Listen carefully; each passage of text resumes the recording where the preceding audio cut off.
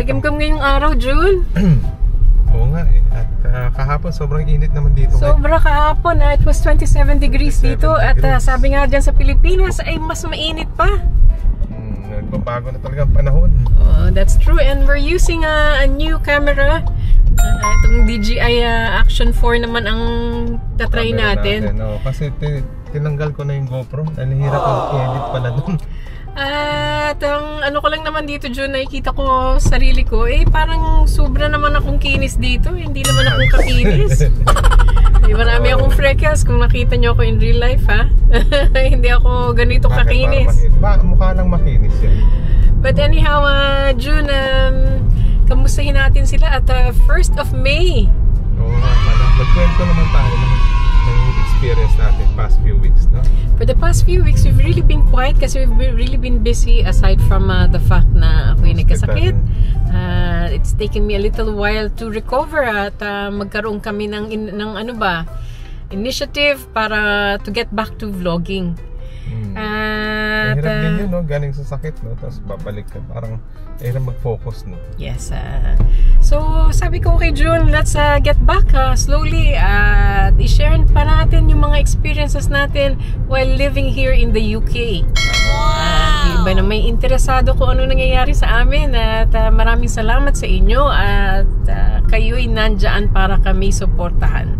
Yung mga gustong makarating dito, at least may idea sila, no? And there are some questions that's still on our comment page that we've not answered kasi yun ang gagawin naming topic in the next couple of weeks when we get a chance to re-record again.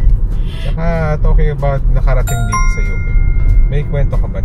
Yes, yung aking kapatid ay recently nandito at siya'y bumisita.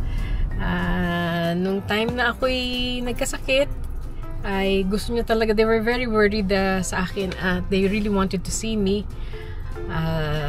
Nag-apply siya ng visitor's visa dito sa UK at luckily she was given siguro 3 weeks lang from the application, no? 2 weeks ata. 2.5, almost 2.5 weeks from the application ay mga 14 working days yata. Ay nabigyan ka agad siya ng visa which was 6 months binigay sa kanya, but she only took about 2 weeks to come in here para kami bisitahin at makita ang pamumuhay namin dito. June, tuwang-tuwa nga ako when she visited ay throughout the 2 weeks ay napakaganda ng panahon. Swerte niya, no? Napakaganda talaga ng panahon. It was sunny. It was a proper spring weather. She was able to see the cherry blossoms. Maraming tao sa pub. Yes. Maraming tao lumalabas. At kung umulan man ay nasa hapon na at nasa gabi na. Kaya preskong-presko yung paligid at saka yung simoy ng hangin all throughout. Pero may konting kalamigan din, no? May times na talagang nilamig din siya talaga dito. At sabi niya, ito bang spring at ang lamig. Oo. At I'll talk to you guys yung pagdating niya dun sa airport. In fact, we were even late in collecting her dun sa airport. I think we paid 8 pounds para dun sa 5 minutes. 15 minutes. 15 minutes ba? 5 minutes, June. 15 minutes ang computation. Alright. I think it was, we had the video on it, June. I-attach na. Pakita na lang natin. I think I did a video on it para magkaroon sila ng idea. Dumating siya. Oo. Excited siya nun eh. Very excited. Ang impression na sa airport eh, maliit lang yung Manchester Airport. Sabi ko sa kanya, gusto niya talaga to go via Heathrow. Kasi it was only via Emirates. It's about 800 pounds sa London. Sa London yun. Heathrow. At sabi ko sa kanya, if you go in there, magte-train ka pa papunta dito, which will cost you maybe about 250. 100 yun. 100, 200 siguro. Oo. Pero when I searched through it, sabi niya, it wasn't, maski siya, hindi naman ganun kamahal, June. Mga 70 pounds. Pero to and fro, plus, mga 140 rin. So sabi ko, for the convenience at saka para less hassle, maybe it's best na mag-Manchester Airport ka na lang. At it cost her about 1,300 sa pagkamahalan ng Manchester Airport. Emirates. May pagkamahal nga lang. But it's the convenience, at least malapit-lapit na sa maliit na amin. yung airport, mas sabi ano, madali lang manavigate. Sabi ko maliit lang talaga yung airport na yan. Comparison sa Heathrow, laki ng Heathrow, no? Laki nun.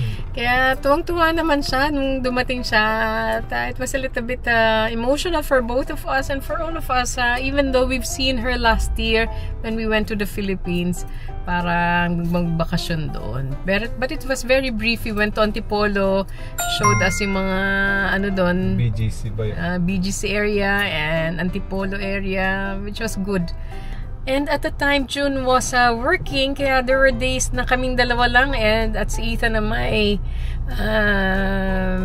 he was studying for his A-levels. Examination. May examination. Talagang almost 2-3 weeks si Ethan was just studying, so there were days na kami ng dalawa lang, and it was a good time to bond as sisters, especially kung matanda ka ng ganito, ay wala ka ng mga anak na bitbit. Maganda rin yung time na magkaroon kayo ng makapag-chit-chat, magkwentuhan, just to find out on how things are. At she was happy that I was to see me that I was recovering then. Yun na nga, pinakita ko sa kanya yung mode of transport. Transport natin dito sa UK. Mode of transport namin dito sa UK. Kasi excited siya sumakay doon sa double-decker. Sobra siyang excited doon sa bus kasi yung double-decker na bus. Tatandaan ko sa atin doon, yung Love Bus pa noon. Love Bus? Yung Love Bus pa. 1980s pa yata yun. Sabi niya gusto daw niya sumakay sa bus dito. At ano pa ba sinakyan niya? Train din, train kayo, di ba? Nag-train kami from Stockport to Manchester. It wasn't the bullet train that she was expecting. Sabi ko, no, it's not gonna be as such. At pinakita ko rin sa kanya yung paglalakad namin from our area going to town. It takes maybe about good half an hour. 40 minutes. 40 minutes siguro by foot. Oh. Anyway, she loves walking at she loves exercising. So sabi ko, this would be a good time. Kaya lang yung init, maybe hindi siya masyadong nag-enjoy kasi kung anong trabaho naman niya palaging nasa air condition. Sa mall. At naglalakad palagi lang siguro sa mall. Kasi dito naman sayang-saya tayo pag may araw. Oo, kami na may excited. Bihirang araw dito. Super excited naman kayo pag may araw. Sa talagang North sa Manchester, bihirang may araw. Pero ngayon, palagi may araw. Relax. Talagang gusto mo magpa-araw pag nakita mo yung araw naman dito. Gusto mo na magkaroon ng vitamin D sa iyong skin. Kasi kagaya nito, kahapon sobrang init, tapos ngayon na may sobrang kulimlim, wala na naman yung araw, nagtago na naman. So yun ang in-explain ko sa kanya as to why we don't wear the hat, pag hindi kami nagpapayong, pag may araw. At nirequest ko talaga sa kanya, please, wag ka magpayong at pagtitingnan tayo ng mga tao. Nandun sa video, no? Nakakap pa siya, no? Like, balot na balot talaga. Balot na balot, kasi ayaw na arawan. Nakobagi. Natuwa rin pala siya dun sa mga sasakyan na nakita niya dito. Dahil maniliit? Hindi na nga. Yung variety ba? Tsaka marami na dito talagang Tesla. At ganoon din naman sa Pilipinas. Marami na naman magagandang yung pa, ang daming sasakyan magaganda doon sa tinitira niya. At pinakita rin sa amin sa kanya kung saan kami nakatira nung una kaming, sa our first bought house dito sa UK. At marami talaga siyang nagustuhan dito, especially itong Stockport Retail Park. Nako, mamamatay-matay siya dyan, kakabili dyan sa TK Maxx. Yan ang pinaka-paborito niya, tsaka sa M&S. Kung gusto nila ng branded na sabi niya, daming branded na mura. At saka yung mga olive oil, talagang yun ata yung pinauwi niya sa Pinas. Ang dami niyang pinasalubungan na yata ng olive oil dyan sa Pilipinas. Saka yung favorite ng UK, yung mga British na tao, Primark. Yun, namili din siya ng kaunting mga doon, pangpasalubong. Marami siyang pampasalubong na binili. Dito sabi niya, mura dito sa mga ganito. Iba naman, namamahalan siya. Iba naman, sabi niya, may pinuntahan siyang shop. When we left her one day, na mag-isa siya, ayun nakita niya, meron dito yung mga items, mga clothing na talagang parang pang Shein, pang China, no, Jun? Parang Divisoria. Parang Divisoria, sabi ko parang Divisoria yan. Pero mahal, may pagkamahal ng benta. Sabi niya para talagang sa Pilipinas lang yung mga damit. At tuwang-tuwa din siya, Jun, sa mga nung nakita niya yung mga tao dito. Oo. She was really fascinated sa iba-ibang, yung diversity ba? Oo, ng tao, may itim, nabigla ata siya sa itim. Nabigla yata siya sa itim. Kasi hindi common sa Philippines ata, pero ngayon siguro common. Siguro common na, pero nabigla siya. Sabi ko, tinitingnan niya yung buhok ng itim. Sabi ko, nagagandahan siya, hindi, not in a rude way, no? Nagagandahan siya, at saka nagagandahan siya sa features nila. Braids. Yung braids nila. At saka, sabi ko, nung nandun kami sa London. Sama mo pala yung nag-London tayo. Alam mo, Jun, ang dami natin pinuntahan din in a short span of time. And we really wanted to show more. Kaya lang parang na ano tayo kasi baka ayaw niya nainitan. So, hindi na natin na pinuntahan yung iba pang lugar. Pero we really had loads of travel plans for her in store. Kaya lang inisip ko baka kung hindi, si Jun naman nasa trabaho, si Ethan nagkakaaral. So, parang kaming tatlo lang most of the time. So, yung pinakauna namin ginawa, yung mga gustong malaman ko anong ginawa namin, kung saan kayo pumunta. Yung first pinunta natin, London. Oo. Maaga tayong gumising. Maaga kaming gumising talaga. No? I think we left around 5:45. Yeah. And it was about 3.5 hours drive, plus about 20 minutes of stopover at kami nag-breakfast. At eto nga, natuwa siya nung nakita niya yung diversity, iba-ibang taong nakita niya. Sa London. Sa London. Saka nakita natin yung changing of guards. Changing of guards? Mabilis lang, brief lang talaga. Sa mga tao po palang gustong mag-travel going to London, and pumunta kami dun sa Westfield Mall. Kami dala kayo sa sakyan. At doon kami nag-park. It cost us only about siguro 7 pounds the whole day. Alright, 10 pounds the whole day. So it wasn't that bad. And from there, we just took the tube. We paid magkano ba yung 16 natin eh. But anyway, we'll put it in here siguro yung cost ng per head. It was good kasi off-peak yung there were times na yung ticket natin had to be you have to travel off-peak. Mura yung off-peak kasi. Tsaka less yung tao. So, ang sabi nga ni Jun pagdating namin Sheila, I forgot na mag-book tayo dun sa National History Museum. Pero tinanong ko yung ate ko, mahilig ba siya sa museum? Sabi niya hindi raw. So, hindi na kami nag-book in the end. Pero optional din kung gusto nilang pumunta ng museum. Yes, marami din mga art gallery. Ang daming art gallery at saka museum. There's no much things to see in London really. A day is not even enough to travel in there. Kami naman nung nagsimula ay palagi kaming nandoon kasi we were just living in Cambridge at the time. Almost every day off nandun kami. Doon lang kami nagtatambay nila June. Once a week, no? I was even surprised we didn't end up in London in the end. Living in London in the end kasi napaka-hectic. Kasi mahal ang London. Ano pa ba yung mga nangyayari sa atin, June? So, pumunta pa tayo sa sa Castle. Sa North Wales. Sa North Wales. Sabi ko naman sa kanya, let's go beyond London at pakita ko naman sa iyo yung mga areas that people never get to travel as a tourist, or maybe they miss this out. At pinakita namin sa kanya yung North Wales at yung dagat doon. At the same time, we had sabi ko, if you really are wanting ng fish and chips, doon tayo sa authentic, doon tayo sa seaside mismo. At mas masarap pa. Tuwang-tuwa nga siya. At ganun din yung local bakery doon.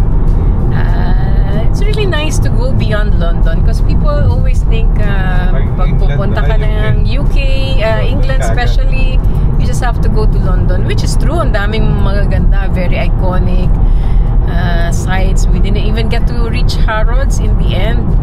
Talagang squeeze for time kami. We traveled back on that day. We didn't stay anyway. So we went to North Wales din. Pumunta kami sa Conwy. Pinakita ko sa kanya yung castle, sa seaside. At the same time, kumain kami doon. We just kept on eating. And Saka don't forget, malapit sa North Wales, dumaan tayo ng Liverpool. yes, sabi ni June na we might as well make the most of the day kasi hindi natin na naman alam kung anong weather bukas. Kaya halika na, sabi niya, dire-diretso na natin na habang nandito si Miguel din, sama na natin siya. Kaya yun, pumunta naman kami ng Liverpool at ano nga, buti nga din, nagkasa tayo sa kotse na to. oo nga, napakaliit po nitong sasakyan na ito. Kasi sasakyan na. At si Ito lang ang malaking bulas na ay nagko-complain, sabi niya squeezed na siya. Kasi dalawa lang naman kasi tayo palagi, kaya kinuha natin maliit na sasakyan. Hindi natin kailangan na malaki. Ito ngayon, nalalakihan na kami para sa aming dalawa. Gusto Kaya natin gusto na namin mas maliit pang sasakyan kaysa nito. Ayun, Liverpool, syempre yung mga iconic sites, yung Beatles, at yung kumain din yata tayo doon kasi yung mga bata hindi pa nakakontento doon sa fish and chips, gusto pa nilang ng mas mamantikang pagkain. Talagang junk food. Ano ba yun? Popeyes naman ang gusto. Sabi ko, ako'y gusto ng Jollibee. Hindi naman kami pwedeng syempre kumain sa Jollibee at kumain din sa Popeyes. Magkakahiwalay kami. Talaga. Pero enjoy. Oo. At nadaanan natin yung mga iconic sites. Ate ko hindi naman na big eater. Talagang isang pagkain lang siya sa isang araw at maliit na tao, maliit na babae. At nabubusog ka agad. Kaya sabi niya, kain tayo ng kain. Sabi ko, at the moment, kain ka na lang na muna ng kain. Habang kasama niyo kami. Dalawang malaking lalaki yun. At ibang araw na may pumunta kami dun sa aming mga local parks. At kami nag-exercise doon, naglakad kami na naglakad. Tuwang-tuwa nga siya sa park namin kasi maraming mga dog walkers. Sabi niya, napakabait ng mga aso dito, hindi pala tahol. Tsaka ano pala, kung isipin nyo, pagpunta ka na UK, marami dito magagandang park na makikita. Tsaka very accessible sa lahat ng tao, Oo, pinakita ko sa kanya. Sabi niya, ang dami palang mommy test tuwing 10 in the morning doon sa park. Within the park, meron doon cafe. Maybe I can show you one of these days. You can come with me. Nagphoto ba kayo doon? Yes. Tuwang-tuwa siya kasi you know what? The people who were serving in there were, mentally... May disabilities. Ayun, may disabilities. Mga bata, mga teenagers na may disability. Sabi niya, it's so nice na binabibigyan sila ng pagkakataon, opportunity. Ni-integrate sila sa... At sabi ko, ganito talaga dito. You have equal opportunities sa bansang ito. They always look after you. Kaya maybe one of these days we'll talk about yung namin, how grateful we are that we are living in the UK. At the same time, pumunta din tayo dyan sa pinakita natin sa kanya yung mahabang lakaran. Going to Lime Park. Pinakita rin natin sa kanya. Yes, pinakita rin sa kanya yung meron. I-attach na natin ulit yan. Nakakatuwa nga, during that time it was coming to Easter and there was an Easter egg hunt. At the same time, yung may garden pa, yung garden dun sa Lime Park was open for free. May greenhouse doon. Yung greenhouse, tuwang-tuwa siya doon. Ang bango-bango when we went in. Parang Katleya yun, nasa loob. Siguro Katleya, parang ilang-ilang nga. Hindi ko alam kung may video ako nun eh. Basta she was really happy to see these places. At ganun din, meron tayong pinuntahan dyan eh. Natatandaan ko, yung parang mga, sa Marple Locks on a Sunday before we went to London. Dogs, no? Sunday na tayo. Tuwa siya magpakain doon ng mga gansa at ng mga ducks. Bit namin yung luma naming tinapay sa bahay. Yun yung advantage natin kasi pag nakatira tayo dito sa Stockport, in between ka ng city tsaka ng countryside. Yun ang kwento ko sa kanya. The good thing about living in Stockport kasi we are 10-15 minutes away to town and 10 to 15 minutes away to a countryside. So you get the best of both. Panoorin pala nila yung video natin previous, yung video natin sa New Mills. No? Yes.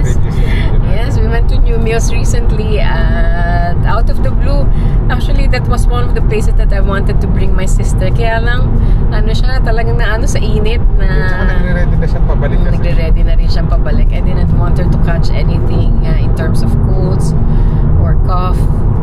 The weather was kept on changing from being too hot, extremely hot, to suddenly parang cold.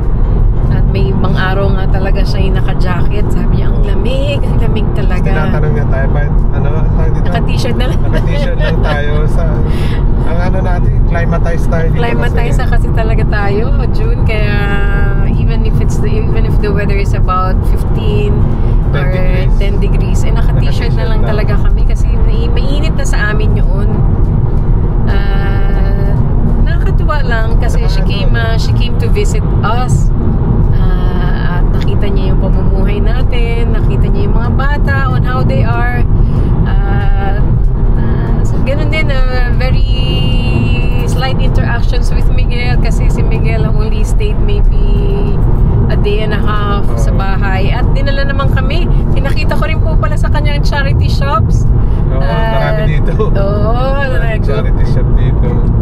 Sabi ko, ganito at ganito kako kung saan tinatapon yung mga damit.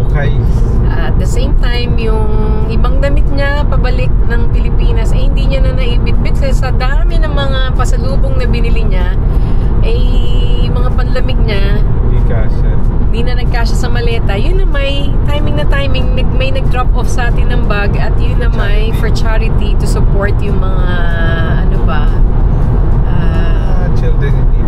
children in need. So yun na may na-donate naman natin. Kaya sinabi ko naman sa kanya, your clothes went into good cause. Kaya plus at saka everyone's happy in the end. Kaya ate, salamat sa pagbisita mo. Wow! Thank you for taking time to see us here. At I hope it wasn't traumatic for you sa sobrang quiet. Sayang to. Marami tayong na plano pero busy talaga tayo. Sobrang hindi naman siguro traumatic but parang sa kanya retreat. Retreat. Kasi sabi niya, napakatahimik daw dito. Napakatahimik ka maski sa daan na kagaya niyan, wala ka naman makitang billboards. Walang bumibusina. Bihirang-bihira lang siya nakarinig ng busina. Yung aso hindi kumakahol. Kung kumakahol kay sobrang happy lang. Saka walang nasyak ata siya, parang ang tao tahimik. At saka dun sa grocery talagang tuwang-tuwa siya kasi she likes beetroot. Talagang maraming beetroot ang gusto sa grocery doon. Marami kung pwede nga lang mga 3 maleta ang pwede niya i-bit-bit. Yung butter sa M&S, gustong-gusto niya. Nag-bit-bit pa nga siya dyan sa Pilipinas niyan. Sabi ko, matutunaw yan. Tunaw yan kako. At saka mga keso. Manamnam po talaga kasi ang keso dito. At gayon din, ano pa ba, yung mga pagkain sa Aldi. Yun, mahilig siya sa karne, yung mga steak. At saka yung mga ibang, sabi ko sa kanya, don't eat the food that we're gonna be eating kasi sa amin. Baka hindi mo magustuhan. Sabi ko sa kanya, pumili ka sa grocery ng mga gusto mong pagkain, gusto mong matikman at para ma-enjoy mo experience mo dito sa UK. Ate, thank you for visiting us here. Nakita mo yung pamumuhay namin dito, nakita mo yung sites. At alam ko kay avid F1 fanatic. Hamilton. Harry Potter fanatic. May it not be the last one na magkita tayo ulit dito. Hopefully somewhere in Europe. Yeah, siguro sa iba sa Europe naman no. Yes, and I know napaka-tahimik dun sa lugar namin. At sabi ko nga sa'yo, baka feeling mo retreat yun. But maybe it was a nice time for you to just relax at least. Ingat palagi at salamat sa inyong panonood. Salamat sa inyong panonood. God bless to everyone. Bye! Bye!